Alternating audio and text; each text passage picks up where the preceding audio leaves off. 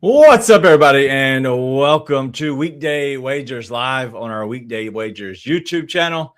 I'm your host, Daniel Greer, and with me today is our boy, Marky Model. And if you see some felines run through here, you know that I have not one, but now two new additions to the family. You know that I lost any kind of argument that could have been where I said no to the Cats. So just know that there might be some new friends hanging out with us today, more than just Marky Model, but we'll get into the NBA draft and what happened there, as well as my Grizzlies moved up. So we'll discuss all of that, as well as the NBA playoffs. There are some teams that have swept and a team looking to sweep tonight, and an NHL team that already swept. Besides that, there's some really good hockey going on right now, and the Ducks at this point, they might as well just crown them, and then we'll crown our daily dinger to end the show. But let's go ahead and bring in the man, the myth, the legend himself. He is Marky Model. What up, Mark? DG, how you doing, buddy? Look, what a fantastic weekend. Still trying to get my voice back, but had a wonderful Mother's Day. And I say that because, very long story short, I stopped at a little lemonade stand that some neighborhood kids had set up, and I will always support that entrepreneurial spirit. So I stopped by to get some lemonade, and this one young lad looked me dead in the eye and said, "Well, happy Mother's Day." So I don't know if the long hair threw him off, but yeah, I had a great Mother's Day. Maybe they just wanted you to pass on the Mother's Day vibes instead of calling you a mother. But I shout out to the entrepreneurial kids. My kids did a lemonade stand not long ago. The same day we did our yard sale, they made just as much money as we did, just from selling stupid lemonade for donations. Yeah, kids, you make more when you ask for donations. But we do have our plays that we'll get into. And then I believe you are going to, we're both in the NBA, it looks like. So I didn't even look at your play so far. So good on you, both in the association. But I have to ask, dominating performance last night by the Ducks? It was an interesting dynamic when you look at the way that game played. First of all, in all seriousness, the Ducks right now they're a faster team. They're the better team on paper. They are running into a very experienced Golden Knights team that is so well coached. And I think that we're really starting to see how those play out against each other. Actually, I like the Ducks' chances. They looked great last night in their win. As Quenneville knows puck, that's right. And it is, yeah. Who's Quenneville? I don't know, but he knows puck. Wait,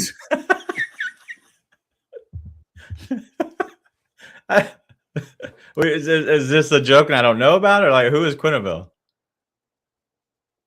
No, I seriously don't know. Okay. Are we supposed to know who Quenneville is? But he knows puck. Huh? I don't know. I don't know. That's the coach. It's the coach? Yeah. I had no idea. So, all right, story about that, because I wanted to share that. It was a dumb thing, and I swear my toes might be gone by the end of the show. All right. So, yes, expert hockey. Okay. I am. Thanks for the compliment. The Ducks head coach. So the entire night, I'm confused because I hear him talking about not Tortellini, but like Tortelli or whatever. Who's the other coach? Who? John Torts. Torts, yeah, whatever his name is. Anyway, so they're like talking about him, and I'm like, I know that name. I know he's a coach. It's got to be the Ducks head coach. Got to be. I recognize him. The old coach from the Dallas Stars back in the day, correct? Not Torts. Who's the coach of the Ducks? I don't even know. You don't know? It's Quenneville. Okay. Was he the former coach of the Dallas Stars at one point? You're asking the wrong guy. I thought you knew things about Robbie. Robbie is the one that has Robbie has coaches, players. I mean, he can give you the lines that these guys are in, who their line mates are. He's a former Blackhawks head coach. I knew I recognized him, and I listen. I don't know the coaches. Who cares? Anyway, yes, I saw him. Like you were talking about Torts. I go, I know Coach Torts, Tortellini, whatever his name is, and I was like, I know it's not tortellini because that's the pasta, but I know it's something like that. Anyway, the whole night I was confused, and I'm like, I guess I don't know who the coach is this whole time. I knew who he was, like which one, like what he looks like, but I didn't really know his name. So, how many Ducks players can you name right now off the top of your head? So I don't know both. I don't know both names. Okay, I know their last. You know the last names, and honestly, I know like 2 or 3, like 100%, and then the other ones I'm like I know it, but like I'd have to see it. So like, the line should be over under 3.5. I'd say 4.5. I feel good about 4.5. I feel good about 4 or 5. Like so, obviously, Goche, and I know Dostal, the goalie, and then I know who is the captain guy. Drawing a blank on his name. And then there's the Thrill. Kill something. Not kill shot. Kill. Bro, you have to here. All right, I'm gonna win real quick. This is even. I'm gonna win. Guess what? I don't know their names. Cool. That is Coco, by the way. I do know. I'm drawing a blank. Who's the guy that lay on the ice last night? Truber, Killhorn. That's it. See, I knew Killhorn. Trube. What's his name? The guy who laid on the ice to block a shot, and they literally didn't shoot it over him. I watched literally, and this is the first game ever. I've watched the entire thing. I didn't miss 1 minute, 1 second of the entire game. I watched the whole thing. Truba. See, that's the issue. Is I don't know them like back of my hand. I know them, and I hear it enough. I'm like, all right, I got it. And then there's one guy that was actually there last year that was good, and he's a former Stanley Cup champion, I believe, from the Panthers. He's now with them. I believe it was Panthers. I could be wrong, but I know he is a Stanley Cup winner. I think we should do this game with you and I. Let Robbie officiate, and this should be a Friday game. I'm telling you. Let me tell you the guys I do know. That I don't know the exact names. I thought we just went through this list, and you got to 3. Like I said, I felt good about 3 or 4. Also, it's not Dorofeyev. It's Dorofeyev. I didn't realize that. The Carlson. I know Carlson. Now you know because you Chris Kreider. I know Chris Kreider. Yeah. McTavish. Stop it. Sinicki. That's the guy who scored the first goal last night. He got rocked, by the way. Anyway, that's my Ducks fandom. I'm trying. Troy Terry. I know him. I've literally played bets on him and the Carlsons. I wouldn't tell you who's who though. And I love that Robbie could type all that in and send it in. Yeah. In the amount of time it took you to get to Truba. Yeah. Oh, I have no idea. And then, all right. Honestly, Jackson Lacombe, I saw him last night. Never in my life have I seen that name. So no idea. But I'm trying to be a good fan. So shut up. All right. So let's move past that. And I think. Oh, I got another one. Hold on. All right, I got the other one because I know everybody's going to ask. This is, what's your name? May. May is this name. Girl, whatever. So those are the cats. And these Coco are and May? Coco and May. In my face, I did not get in a fight, I promise. It just looks like I got in a fight. Lacombe is an Olympian. Is he American? Probably not. So didn't know him. All right. Let's move past that because I do want to talk about something about the playoffs that's actually like important. But I know people want our bets. So let's go ahead and get into that, and then we'll be able to transition there to the NBA. And honestly, please save me, Seabass. Hey, what's up, everybody? It's your boy Seabass, the only 5-star chef in the game. We all know sports betting is full of bad beats and tough calls, but when it comes to flavor, there's no second guessing. Bassett's Blends is the plus EV lock of every meal. We don't need a stinking model. Crafted with winning spices and bold taste, Bassett's Blends comes in 3 flavors, original, hot, and no salt, that's going to turn chicken, steak, vegetables, any dish into a can't-miss cover every night. With Bassett's Blends, there's no bad beats, no flavor fades, just guaranteed greatness. Check out the link right here where you can pick up your Bassett's Blends for a guaranteed lock every single night. I love a little Bassett Blends. And I also think that the Thunder rolled tonight. Looking to close out their series against the Lakers. I'm taking their team total over 113.5 and get that at -110. I also don't mind laddering this up to about a little plus money action. You can get it at over 115.5 for plus 124, I believe. But anyway, look, I think people are getting so wrapped up in this closeout game pressure narrative that they're missing what's actually has been happening on the floor right in front of us. And that's the Oklahoma City is consistently generating quality offense regardless of the matchup or the environment. This Thunder team is not built around one player having to carry the scoring load. SGA controls everything offensively. Jalen Williams continues attacking downhill. Holmgren stretching out defenses, getting them out of the paint. And suddenly now the Lakers defense is scrambling possession after possession, trying to cover every layer of this offense. And honestly, speaking of the Lakers situation, it may actually help this team total more than hurt it. Facing elimination at home, LeBron and company are going to come out aggressively offensively because they have no choice. This is it. That creates the exact type of environment OKC thrives in: faster pace, more possessions, and more transition opportunities. And while I absolutely understand the argument that closeout games can get uncomfortable, especially late for the favorites, that pressure usually impacts sides more than team totals. OKC has cleared this line in 6 of the 7 playoff games this year, and they do it again tonight. And the thunder rolls, and the lightning strikes. Can I redeem myself, Robbie? All right, here as we go with another banger after banger. We have a guy who has not missed his points line this entire playoffs. And if you're wondering, hey, DG, have we done this before? Yeah, we just did it Friday, and we're going to do it again because he played Saturday. We gave you that in advance, and then today he's going to do it again. But we're not just doing his 16.5, 17.5, now 18.5 where it's at. We're actually going to tune this thing up, and we're going to go to 19.5. So we just need 20 points here for a plus 120. He scored 20 points in 8 straight games. Why in the hell would he not consistently do it again? This is a game that Detroit should and could win tonight.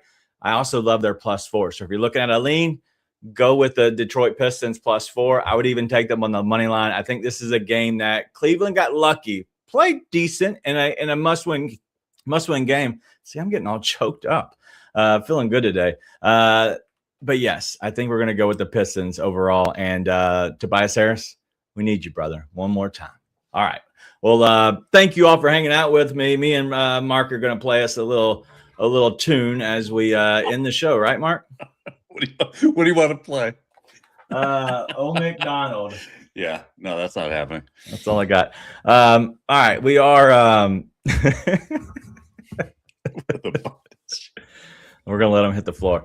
All right, so I want to talk about something that's happening in the NHL as well as the NBA, because you're talking about the Thunder possibly going up, 4-0 and advancing with a clean sweep tonight against the Lakers, who the Lakers, honestly, they suck. And we knew that whoever advanced out of that series was going to get throttled. And so now the Lakers getting throttled, as well as the other side. We're seeing now a team like the Knicks completely just run all over Philadelphia 76ers. So it got me thinking, we have a long time now for the Knicks who have swept. We have a long time now for potentially the Thunder who expect to sweep tonight. And then in the NHL, the Carolina Hurricanes have won 8. So they've swept in the first round, now swept in the second round. So there is roughly, doing the math here, and I use my toes, there's 8 to 10 days that these teams could be off before their actual next game. So at this point, is this like, hey, this is just how it happens? Or is this something that the schedule makers could actually go against, because now we have so many days off for the teams, but also the fans. So we're not seeing as much basketball or hockey as we could be. So what do you make of this? Is this an actual problem in these sports? I don't think it's as problematic in the NHL as it is in the NBA.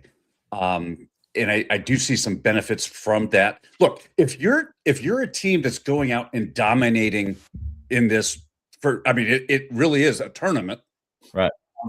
If you're dominating and cruising through, that's one of the benefits from being able to blaze through your series, right? You get a chance for the rest.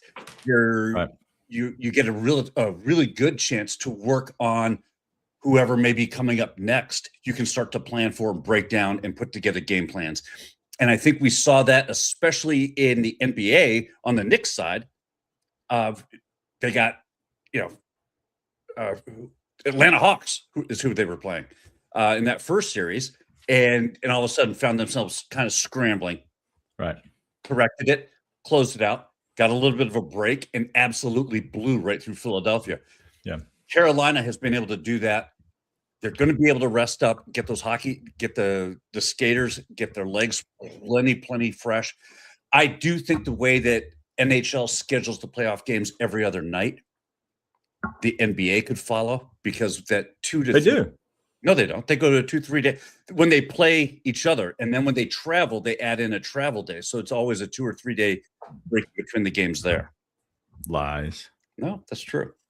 All right. So in the first round, it is more spread out. I will say that. And they try to do a decent job. But if you're looking at, Saturday, so they played every other day. So Pistons, Cavs. And so if we go to Monday, Pistons, Cavs, Lakers, Thunder. Wednesday, Lakers, Thunder, Pistons, Cavs. If they keep going, Lakers, Thunder, that'd be one they would move that one. But that'd be the only one, is one game. So they're playing almost every other day. And only in the first round, where there's more games, what they do is they give the first place overall, they spread that out. Mark, if you were just to think, why in the world would they spread out a 1-8 matchup a little bit more than other rounds? No idea.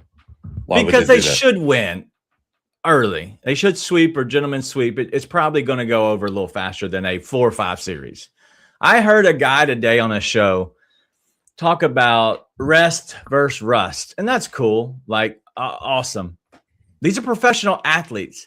Right. This guy complained about every possible thing to do with these NHL and NBA tournaments. They're playing practically every other day. What are you supposed to do if teams sweep? Hey, team that got swept, don't suck. That's the way you fix this. It's not because the fans, they're getting a disservice. That's not true. Literally, the teams sucked so bad they got swept or had injuries. You cannot guard against that. If you're playing every other day, what's a schedule maker supposed to do? Adjust every other days, every few days? You can't speed up an actual series. So some of these people are so out of touch on these shows that it's honestly it's laughable, because really they don't even know what they're talking about. And we'll get, and that doesn't even involve the NBA draft. If you're going to tell me that 8 days, and it's not 8 days of these guys doing nothing, right? I mean, they're still skating, they're still practicing, they're still working on their game. Everything is still moving in the right direction. Now, here's where I will say you could actually have that conversation in an intelligent way during the NHL break, when you have the 4-team or the Olympic breaks, where teams are not practicing together. When they come back, you have to find that timing all over again. You have to develop that synergy. You can make an argument for it then, but come on, we're talking about 8 days, and they're still practicing. They're still involved very heavily into the game planning aspect of it. There's no rust. Yeah. And honestly, I'm okay if there is some rust. That's part of it. As a good team, you got to learn to overcome things. But these other teams that are going to 7-game, 6-game series, they will 100% trade with you any chance that they could. So I don't want to hear the excuses about, rest versus rust. That's honestly, it's stupid. Don't be good, I guess, if you don't want to be rusty. And then you put your body through those other games, which would not be exciting either. So I don't know. I don't know what to tell you. Excuse me. That's why in every single league, I don't care whether it's the NFL, MLB, they give you that first round bye. If you're a good enough team to have earned that spot, you get that first round bye. And that is huge. Yeah. For the extra rest, you get a chance to go into the playoffs and really not be taxed from a long season or a short series. Yeah. I think there's just people that complain about whatever and have no solution. I've always grown up, the fact is, like, give a solution, because if you don't give the solution, then when you don't have a complaint. And that's how I grew up. So at this point, I don't have a complaint because I have no other way to figure it out, because unless you have a crystal ball or Mr. Predicto, there's no way to actually knowing what the future might hold. And so you might have an 8-ball that just lets you down. And I understand that. I had one too. But let's go to the NBA draft, because I think that was very important, what actually came out of the NBA draft. The Wizards held on to the number 1 overall pick, and then it played out to the Utah Jazz, which made a move to be good, but then shut everybody down. The Grizzlies have a Ja Morant issue, and they have shipped out Desmond Bane and now Jaren Jackson Jr. to those Jazz, who got the number 2 pick. So the Grizzlies have this 3 pick now, which there's so many questions evolving around that. And then we end up having the Bulls get number 4, and then the Clippers held their pick by falling down and getting the 5th pick, or they got that pick. So that was from the Indiana Pacers, who had the worst record in the league. If you know what all that is, it's just to say that the NBA draft should be fun and there should be some movement, because in years past, there's been like a 1, 2, 3, 4, 5. Everybody kind of knows which direction they're going.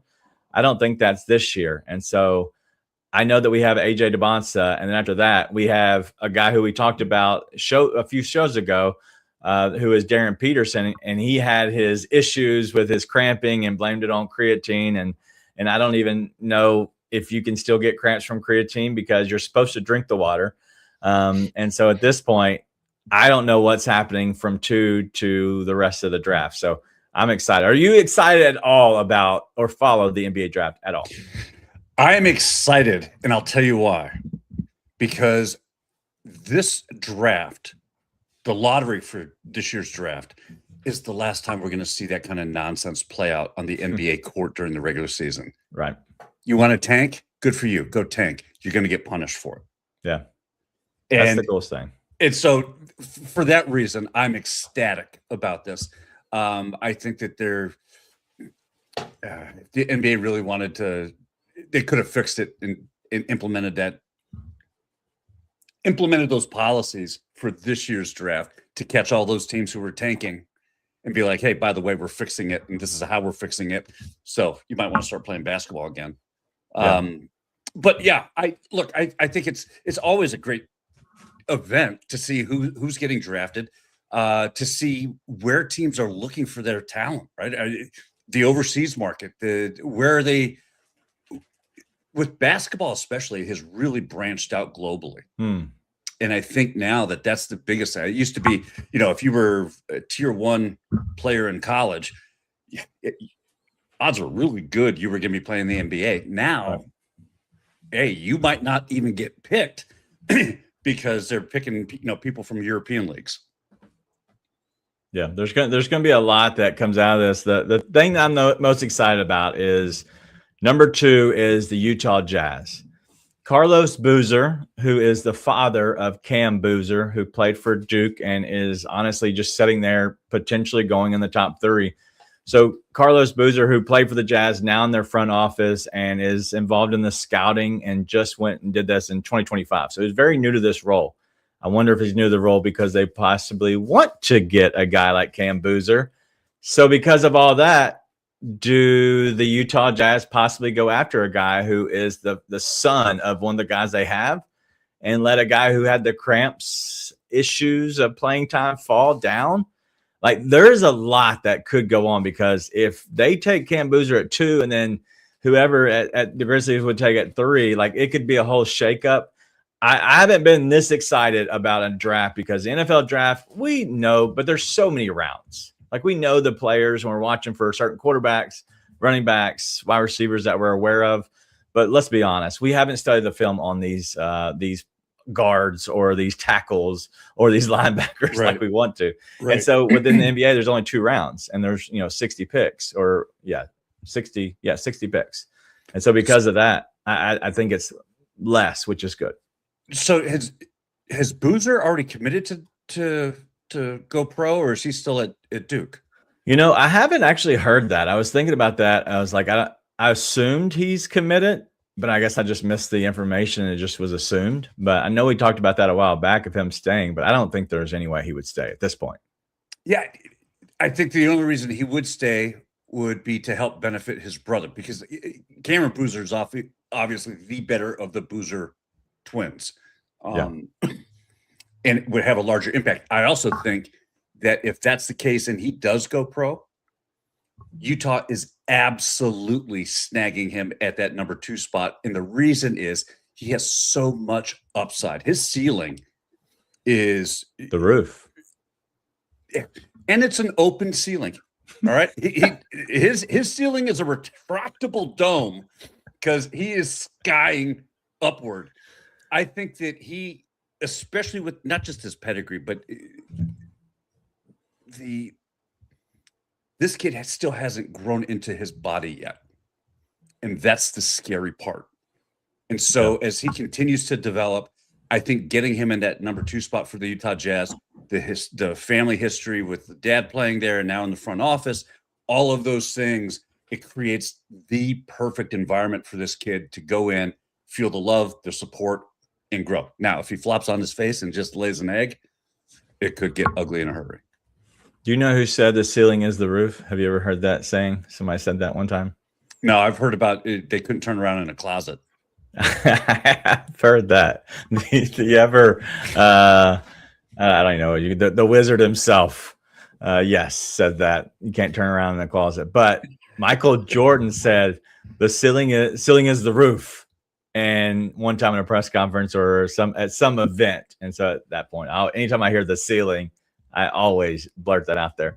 But at least Robbie, he's still growing his body too. Same. I don't know what shape it is, but it's a shape. It's just there. All right. Well, let's get to our dingers because that's what is a lot of fun. Check out the Daily Dinger every Monday through Friday. Sometimes you'll catch one on the weekend, depending on how busy I am. But I will say, I will not myself be giving one this Saturday because I have a softball tournament that starts at 8 a.m. Not for me, but my kiddos, my 8-year-old girls softball team. We have our tournament starts at 8 a.m. I don't know why they do this to me. Those kids are going to be asleep. And so at that point, we could absolutely suck. We're the number 1 team going into the tournament, but we got an 8 a.m. draw.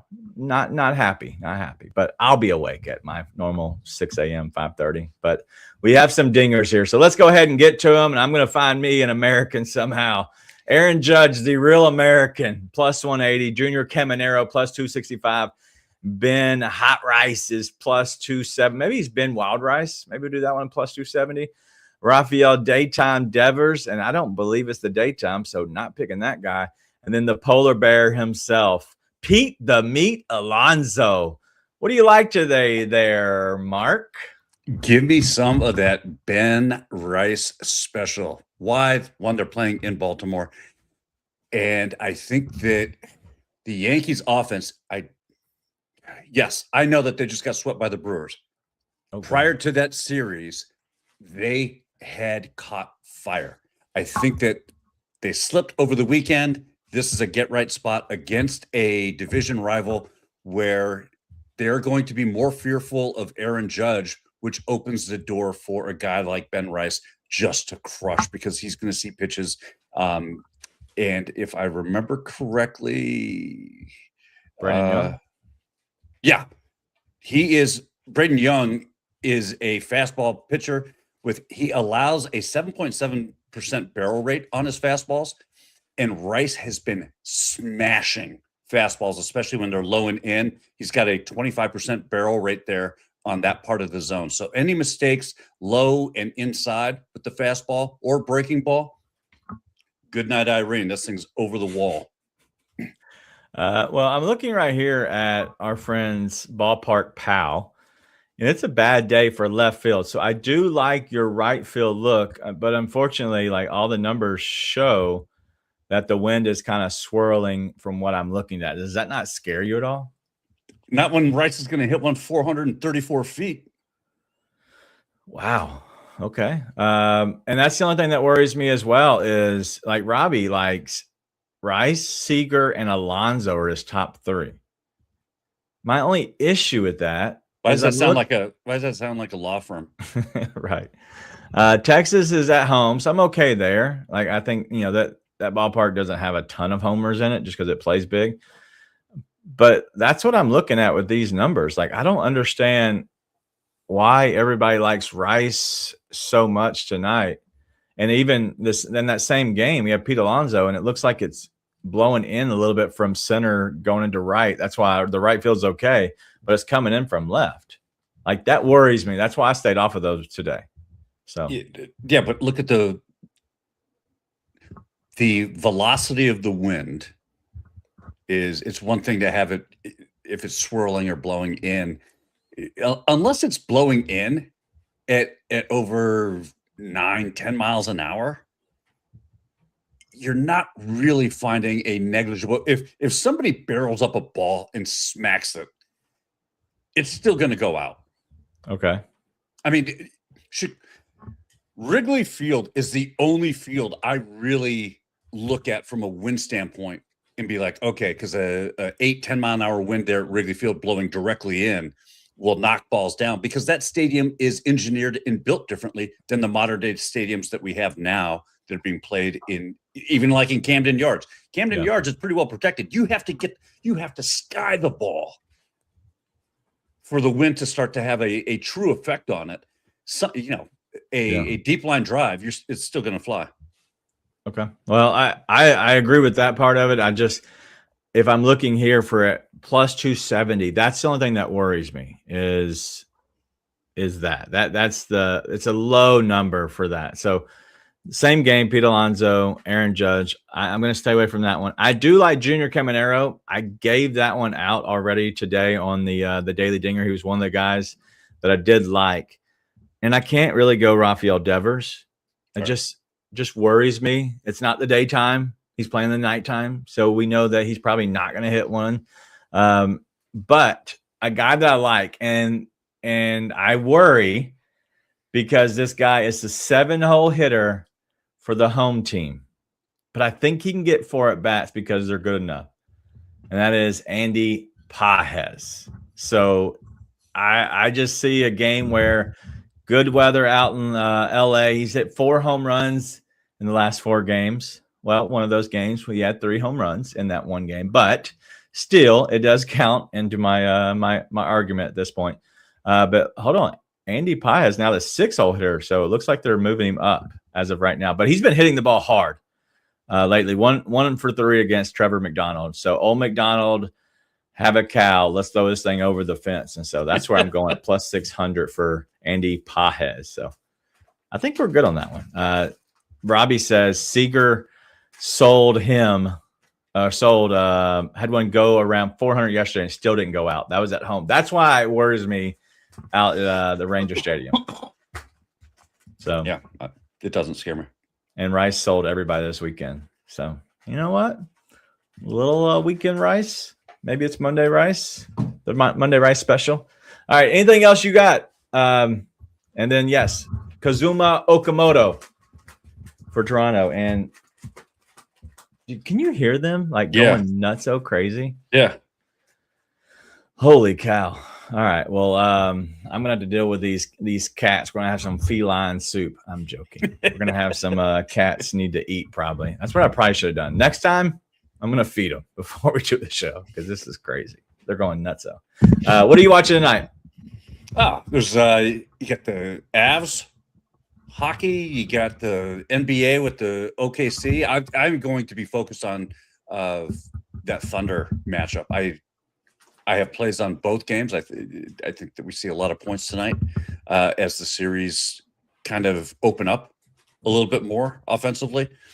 For Detroit and Cleveland, I think with OKC and the Lakers, it's desperation night for LeBron and company. And because of that, there's no defense. It's only offense. And they just look to push it. And that's gonna help OKC.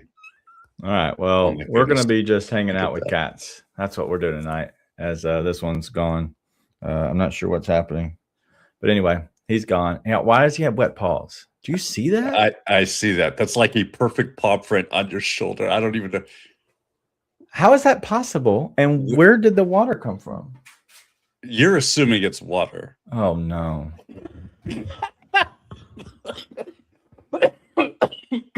This is not good at all. Well, I guess we need to end the show. Everybody have a great day. Goodbye.